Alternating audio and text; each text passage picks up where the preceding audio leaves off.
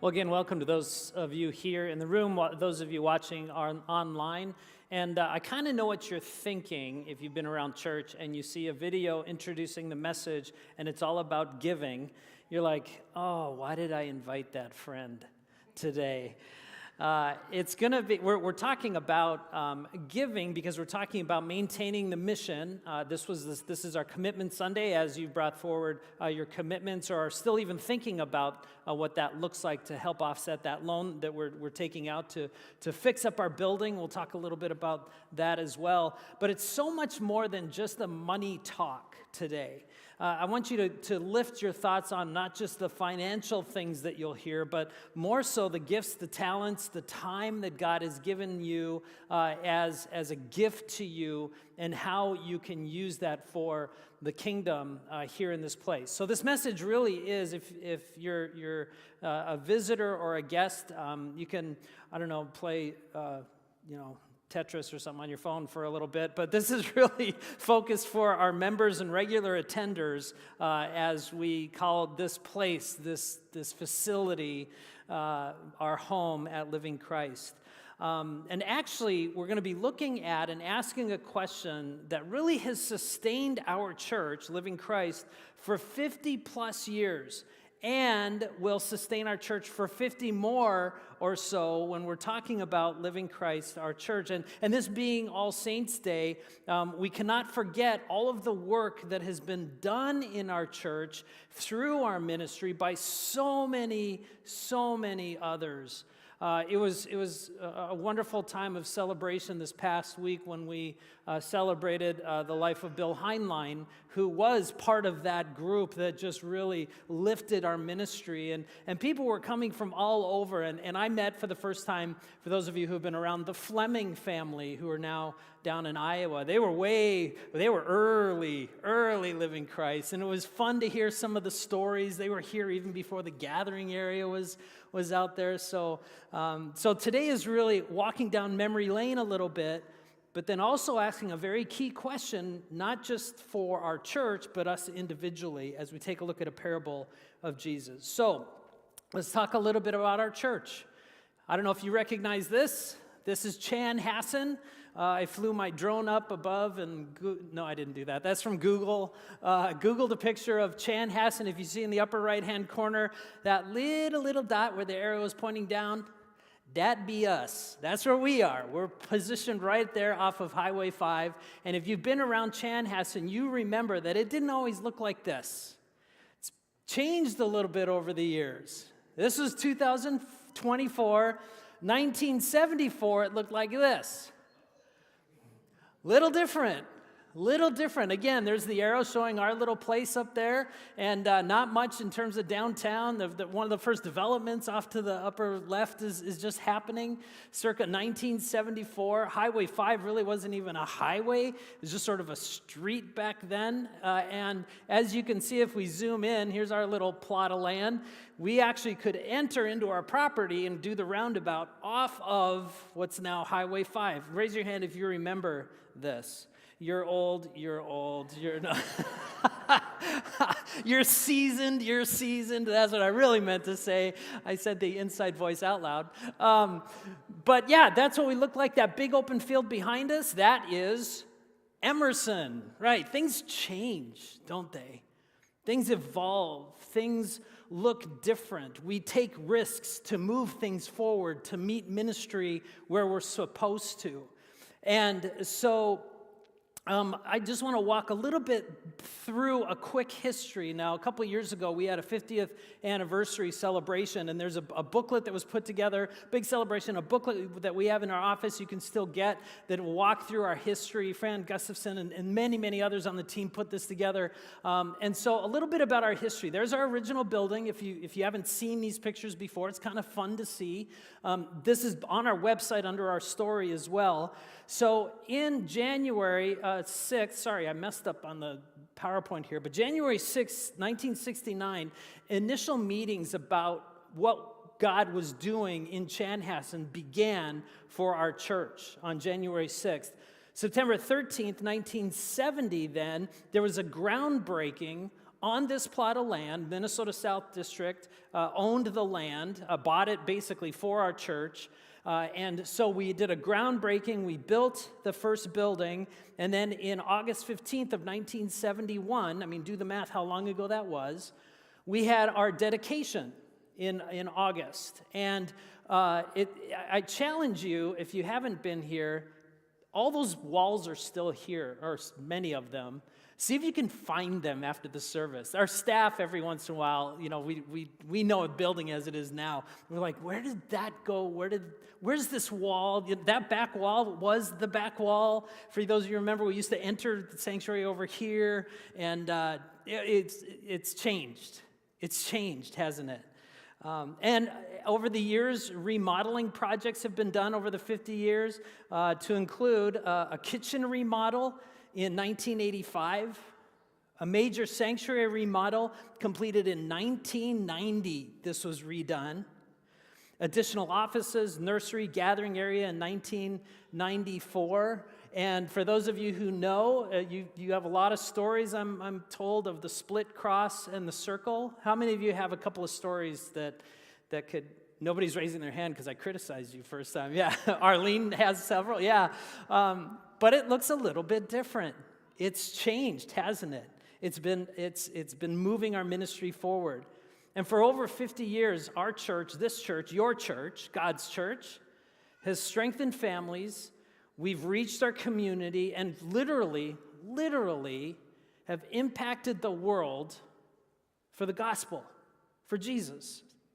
This facility, we don't call it a building really, we call it a facility because the facility facilitates ministry.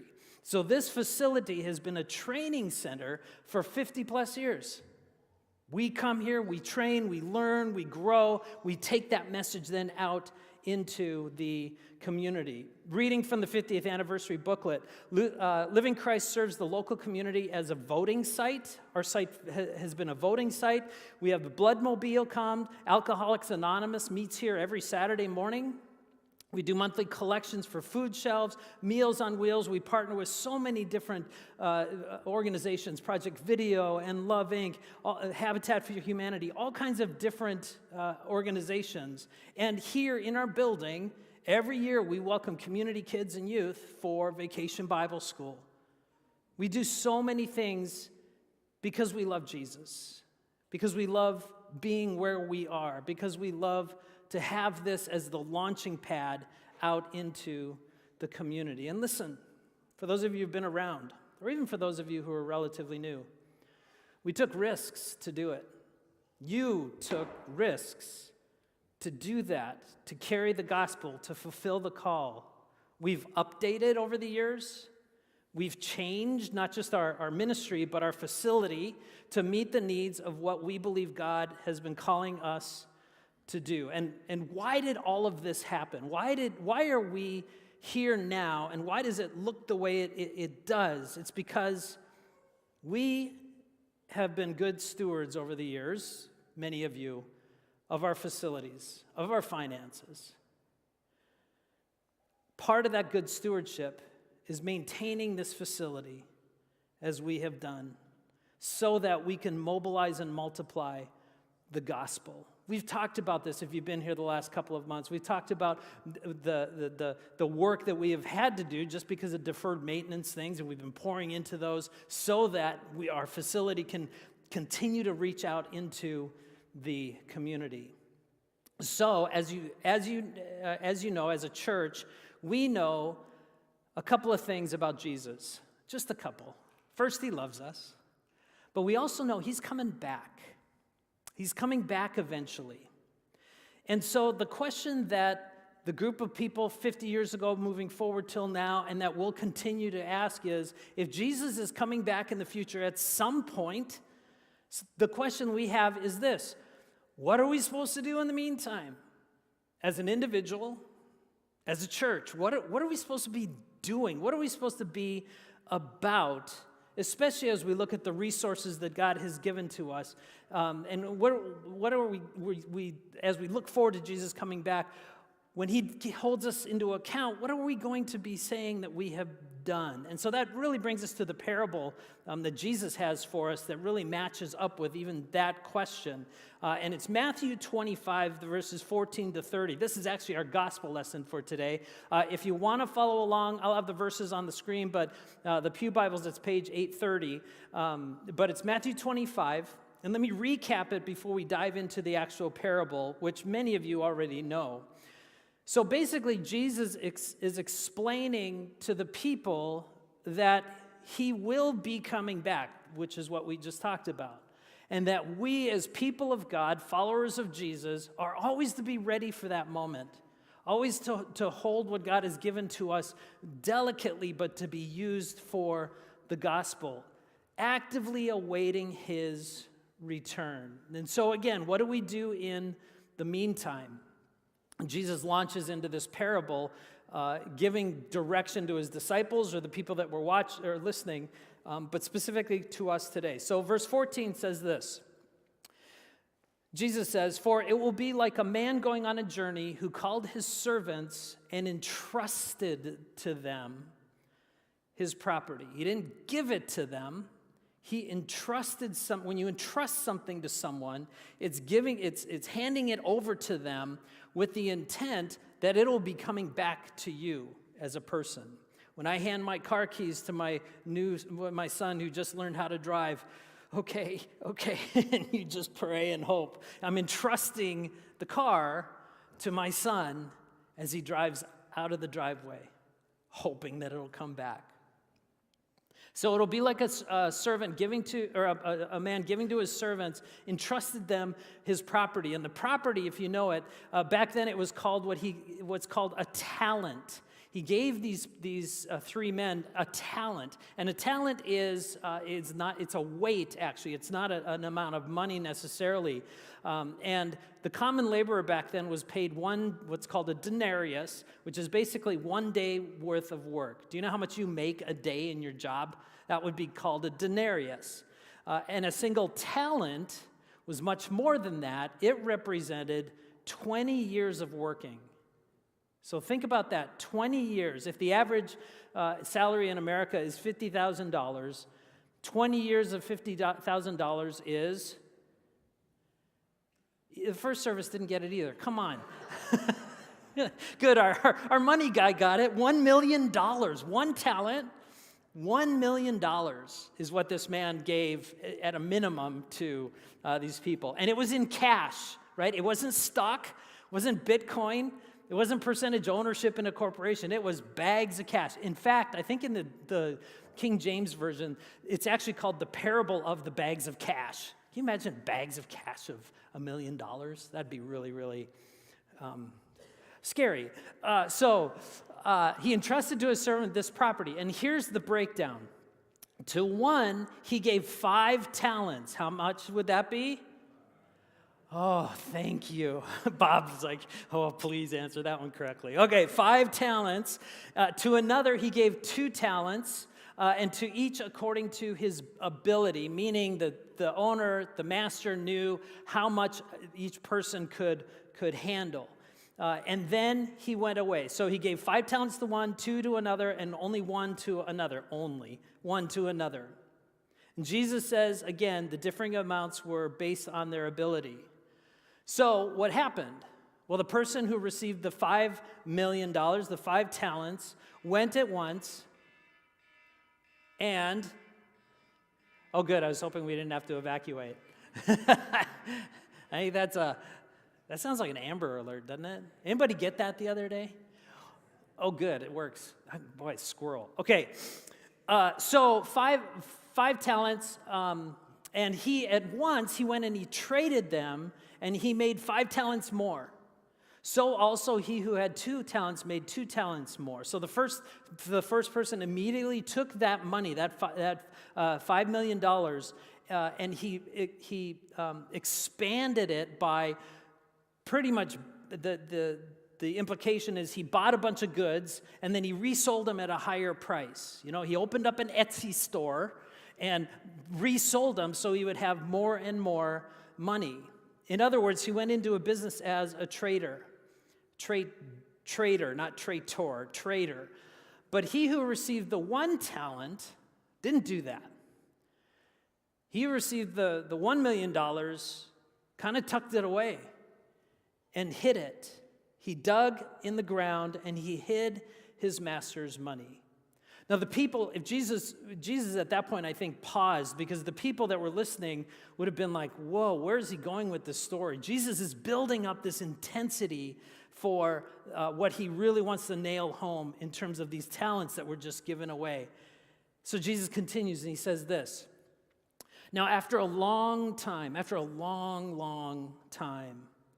the master, the person who owns it all, the master of the servants, came back and settled accounts with them. And here's how he settled. He who had received the 5 talents came forward, bringing 5 talents more, saying, Master, you delivered to me 5 talents. Here I have made 5 talents more. Percentage ROI, return on income, is? Thank you, 100. Me and you, Bob, man, saving my bacon on this. Okay. Percentage return, 100% return on that money. And his master said to him something I think we all want to hear from Jesus at one point. Well done, good and faithful servant.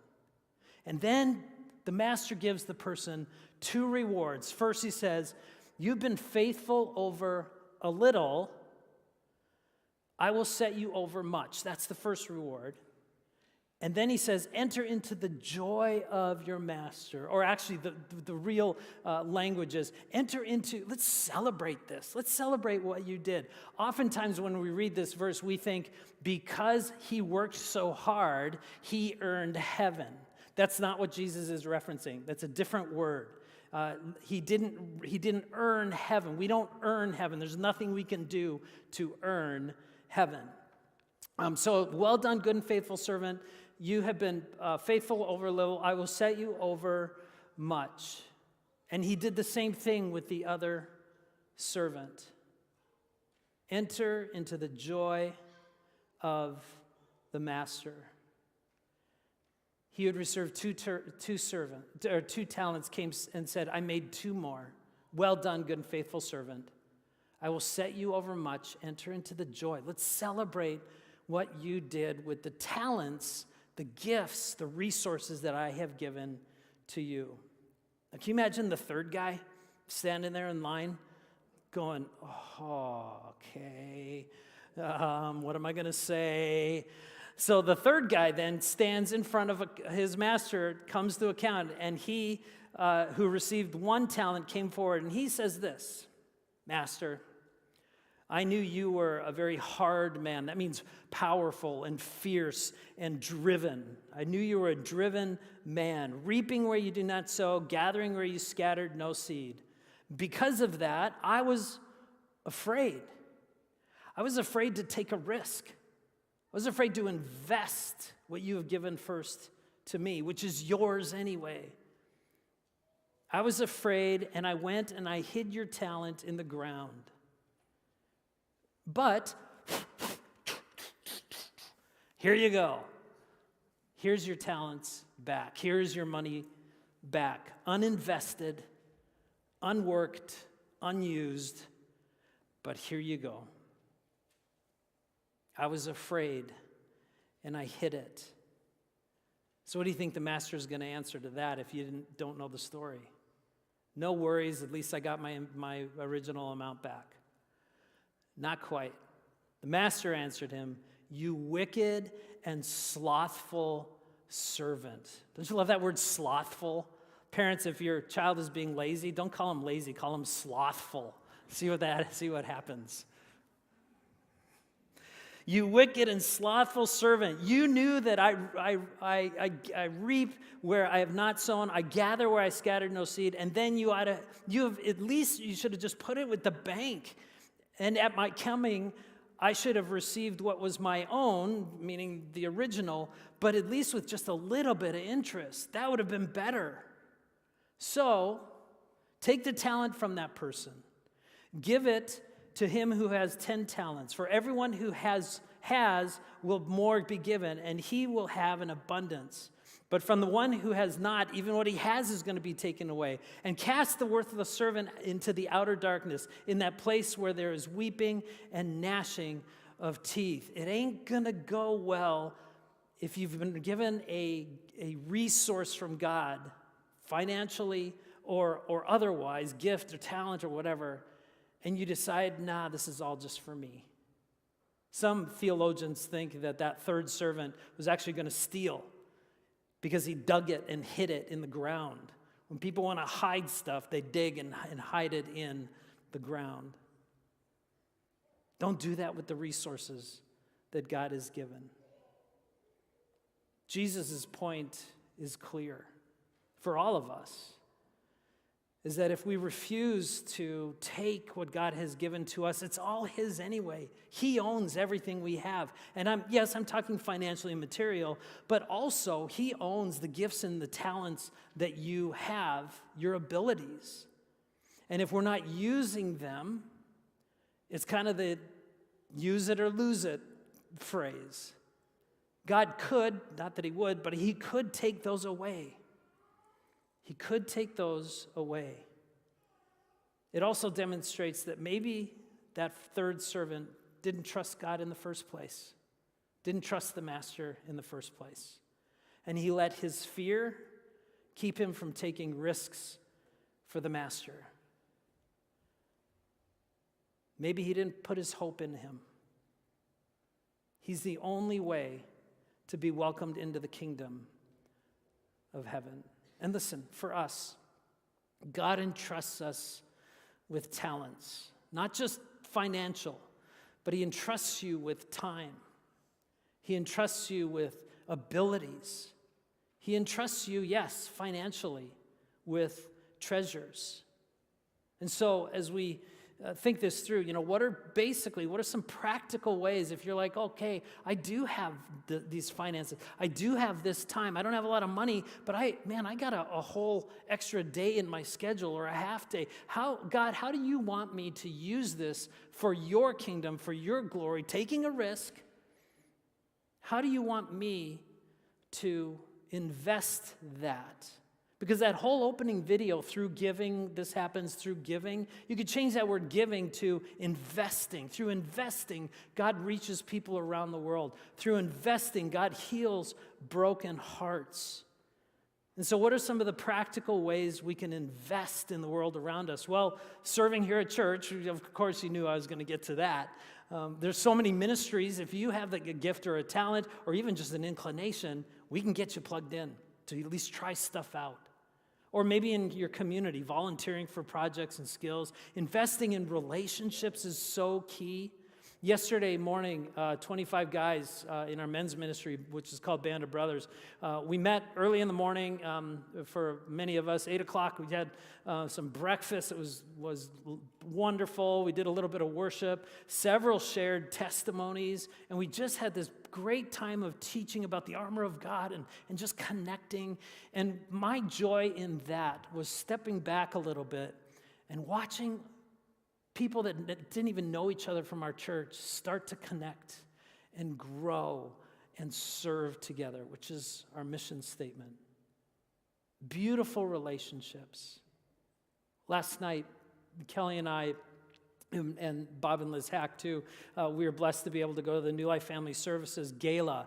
Big hoity-toity event. I had to dust off the only tie I had, put that on. Actually, I didn't wear a tie, but yeah, it was kind of a fancy deal, and it was a fundraising thing. But the whole idea is they come alongside women specifically, but families who are facing an unplanned or maybe even unwanted pregnancy. And what does God's word say about that child that supposedly is unwanted? And one of the biggest and most powerful parts of their ministry is they have people that come alongside and mentor young gals, and really they started now the guys in this whole process, just giving information, non-political. It's just a beautiful, beautiful ministry. And I looked around the room and I thought, this is a relational kind of thing. This is a gift that God has given so many people to use for the furthering of the kingdom. And so, continue to financially invest in ministry is, like I said, another way here at Living Christ, so that we can continue to do for 50 plus years more than what the previous 50 plus years has been. And again, it's not just giving, it's investing in the kingdom. So here's the challenge for us as we close the message. First question we ask ourselves is, what is one talent that I have that I've been neglecting? What's a talent that I have that I've been neglecting? Maybe it is the financial piece. Maybe, man, I got plenty of time. I could serve. I could do something. I could pour into. I could at least ask the questions. What is a talent that I have that I've really just been neglecting? Maybe you've kind of aged out of something, or you feel like you have. Let the younger people do it. Reinvest that. Reinvest that. Ask the questions. God, what do you want me to, what talent is it, and what have I been neglecting? And then secondly, how can I invest that for the glory of God? Financially, time, talent, gifts, whatever it may be. How can I reinvest it for the glory of God so that I can be the 5-talent guy or even the 2-talent guy and not be afraid and be the 1-talent guy? And so as we commit to maintaining our mission here in Chanhassen and beyond, I want to ask you a question. Will you take bold steps of faith? Will you overcome fear? Will you step into the role of being a faithful steward of whatever that is, financially, your abilities? Will you take that step? Because together, more people can know and experience the love and grace of God through Jesus Christ. Amen.